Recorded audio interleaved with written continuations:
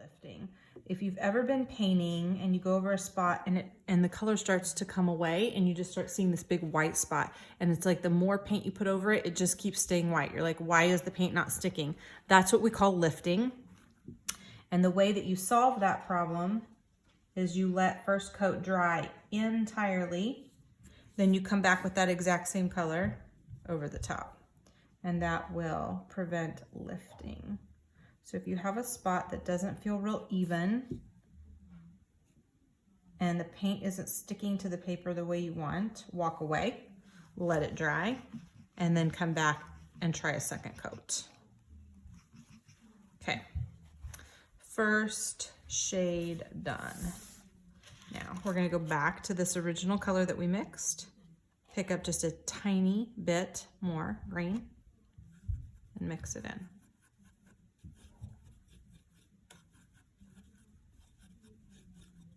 You're gonna feel like these colors feel really weird probably when you're adding the shades. They're gonna look more weird on your plate than they will when you get them on your paper. As long as you're doing small additions of the complementary color. They're gonna look better over here once we paint them down. Okay, so this is our second one. It should be one notch darker. We'll play here for a minute if it doesn't look dark enough. I'm trying to decide, do I like that one? Is it dark enough? Yeah, I think we're good. I think once we get a nice thick coat, we'll be okay. Maybe yours isn't dark enough though. So maybe you go back and you pick up just a teeny bit more green. That's okay. If it goes too dark, then come back and add just a little bit of red into it. Pull it back. You have the power to dial this forwards and backwards by how much opposite color you add.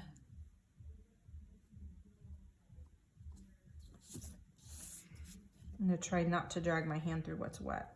I'm gonna scooch back on my brush a little bit.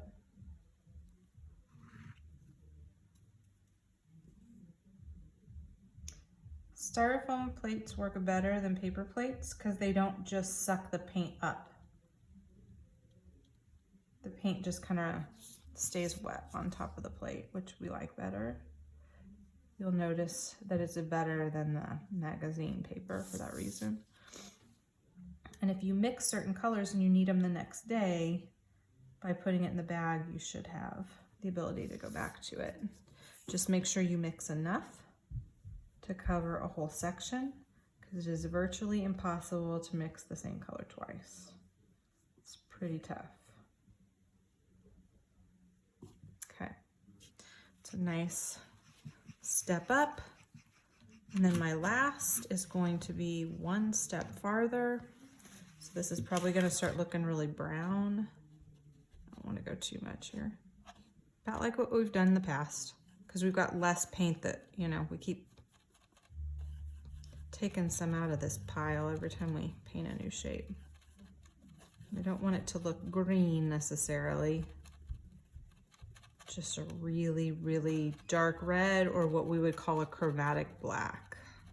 We're probably not quite to chromatic black because we would need to add a touch of yellow to get it. It should be like a really, really dark, deep reddish purple. Yeah, that's a good color. Still seeing a little green peek through, so make sure you mix it really well. And it's nighttime, so the color in my camera is probably not going to be quite as accurate as it would be if it was daylight. Hopefully all of this is going to translate into the camera okay.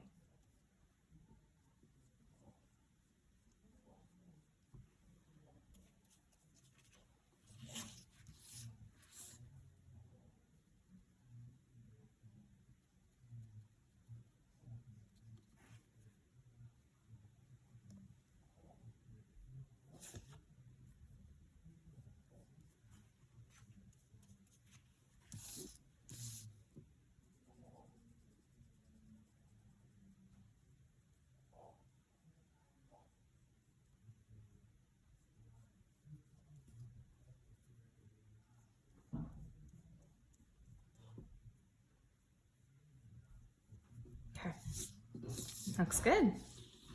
All right, there you've got it. Clean your brush out well. Please do not forget to you don't just want to rinse it in this bowl at your table. This is just a temporary clean. You can tell it's still got gunk in it and it's gonna dry. I need to now walk it over to the sink, put soap in the palm of my hand and really work that down into the bristles and rinse it with cold water. Pat it on a paper towel, make sure there's nothing coming out of it, and then put it back in your bin. That would be great. Please kind of watch and be careful. Some of the brushes are going back in the bins and the tips are getting smushed because they're falling down in there and nobody's picking them back up. So try to kind of just stand them up as best you can so that the tips stay nice for you to paint with in the future. When you're done, your paint is gonna go back inside your bag. Remember to vent it. You don't wanna smush the bag on top of the paint so that it all sticks in there, okay? All right, there's your value scale. This exact same process will work for any primary, any secondary, or any of the intermediate colors by adding the little bits of white and the little bits of complement.